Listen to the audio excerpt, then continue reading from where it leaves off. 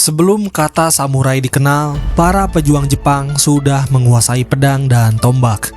Memang, secara bahasa istilah samurai sangat-sangat terdengar maskulin. Jadi secara teknis, tidak ada yang disebut dengan samurai wanita. Tapi tunggu dulu, fakta sejarah berkata lain.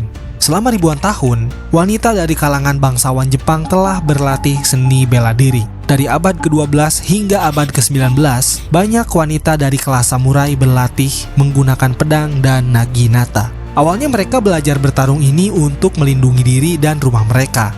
Tapi ternyata, beberapa dari mereka justru tidak puas dengan hanya bertahan di rumah saja. Maka dari itu mereka mulai menunggang kuda, menghunus senjata, dan turun langsung ke medan perang bersama para pria. Jika kastil mereka jatuh ke tangan musuh, tidak ada pilihan lain selain bertarung sampai akhir dan gugur dengan senjata di tangan demi kehormatan. Kisah wanita samurai itu memang penuh kejutan. Tapi kalian hati-hati, tidak semua lukisan kuno Jepang yang terlihat seperti samurai wanita itu benar-benar seorang wanita. Karena beberapa gambar justru menampilkan pria dengan wajah yang rupawan. Salah satunya adalah ilustrasi karya Kyo Nagatori yang dibuat sekitar tahun 1785 sampai 1789.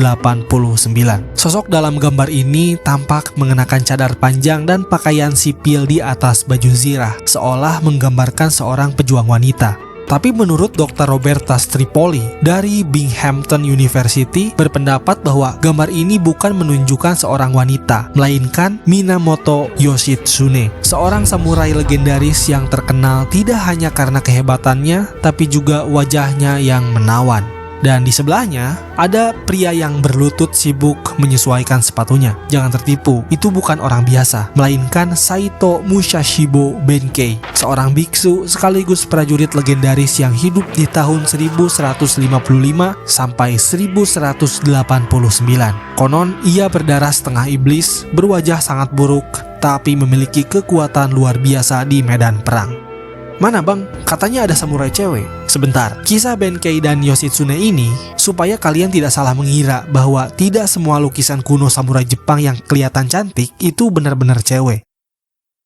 Nah, oke. Jadi, seorang wanita tangguh yang menghunus pedang di tengah perang besar itu namanya adalah Tomoe Gozen. Gozen di sini artinya adalah gadis. Dia adalah pejuang wanita paling terkenal dalam sejarah samurai. Dalam perang Genpei tahun 1180 sampai 1185, ia bertarung di sisi Minamoto no Yoshinaka, sang daimyo yang juga diduga sebagai suaminya, melawan klan Taira dan kemudian melawan pasukan sepupunya sendiri, yaitu Minamoto no Yoritimo. Bukan sekedar pendamping, Tomoe adalah kapten utama pasukan Minamoto. Ia dikenal sebagai pendekar pedang ulung, pemanah hebat, dan penunggang kuda yang luar biasa. Perang saudara dua klan samurai legendaris antara Minamoto melawan Taira di era Heian akhir ini pertarungan untuk menentukan siapa yang akan mengendalikan Jepang. Keduanya berjuang mati-matian untuk menguasai shogunate dan akhirnya klan Minamoto lah yang keluar sebagai pemenang. Namun klan Minamoto tidak hanya bertempur melawan Taira. Seperti yang disebutkan sebelumnya, beberapa penguasa Minamoto saling bertempur. Dalam pertempuran Awazu tahun 1184 yang masih dalam rangkaian perang Genpei, Tomoe berhasil menebas kepala setidaknya satu musuh di tengah medan perang, dan dia adalah Honda no Moroshige. Tapi Tomoe Gozen yang setia mendampingi Minamoto no Yoshinaka harus menghadapi kenyataan pahit bahwa Yoshinaka gugur dalam pertempuran Awazu. Setelah Yoshinaka jatuh, sepupunya Yoritimo menjadi tokoh utama di klan Minamoto dan akhirnya mendirikan Shogun Kamakura pada tahun 1192, menjadikannya shogun pertama dalam sejarah Jepang. Buat yang belum tahu, shogun itu adalah diktator militer yang memerintah Jepang. Lalu, kaisar kemana? Nah, saat ini, kaisar ada di bawah kendali militer shogun. Jadi, shogun di atas kaisar. Kaisar tetap menjadi simbol kekuasaan dan memiliki status tertinggi secara spiritual dan kultural. Tetapi kekuasaan politik dan militer sepenuhnya berada di tangan shogun. Balik lagi ke kisah Tomoe Gozen. Pejuang wanita ini berakhir penuh misteri. Di sini ada banyak perdebatan mengenai takdirnya. Beberapa versi cerita mengatakan dia tetap bertarung hingga akhir dan akhirnya gugur di medan perang. Namun ada juga yang mengklaim bahwa Tomoe pergi dengan membawa kepala musuh, melarikan diri, dan menghilang tanpa jejak, meninggalkan dunia peperangan. Ada pula juga cerita yang menyebutkan bahwa setelah perang, Tomoe menikah dengan Wada Yoshimori dan akhirnya menjadi seorang biarawati setelah kematian suaminya. Legenda ini terus hidup selama berabad-abad dan diabadikan dalam berbagai seni dan interpretasi para sejarawan. Salah satu representasi ikoniknya adalah gambar aktor di drama kabuki abad ke-19.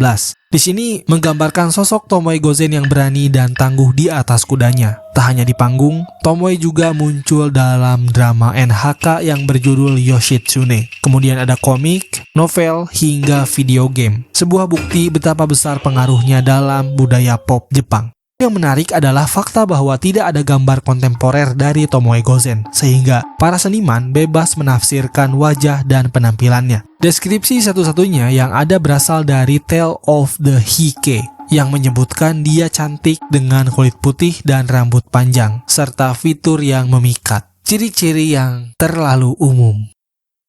Oke, next, tokoh selanjutnya, tapi masih dalam perang Genpei, karena selain Tomoe Gozen dari klan Minamoto, ternyata ada pejuang wanita yang berperang di pihak klan Taira yang akhirnya kalah dalam perang Genpei ini. Dia adalah Hangaku Gozen. Kisahnya tidak berakhir di perang Genpei, tapi Hangaku juga terlibat dalam pemberontakan Kenin tahun 1201. Dia mencoba menggulingkan Shogun Kamakura yang baru didirikan oleh Minamoto no Yoritimo. Jadi kayaknya dia masih ada dendam karena kekalahan klan Taira di perang sebelumnya. Dengan 3.000 pasukan yang dia pimpin, Hangaku bertahan mati-matian di benteng Tori Sakayama melawan pasukan loyalis Kamakura yang jumlahnya mencapai 10.000 orang lebih.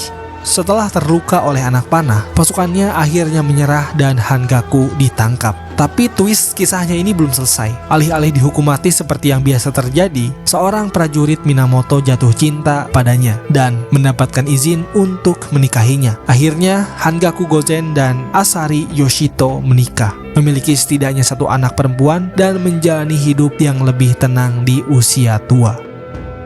Kisah-kisah mereka dan perang Genpei pada akhir abad ke-12 tampaknya menginspirasi banyak pejuang wanita untuk bergabung dalam pertempuran. Kita mulai masuk ke era modern di perang Boshin pada tahun 1868 sampai 1869.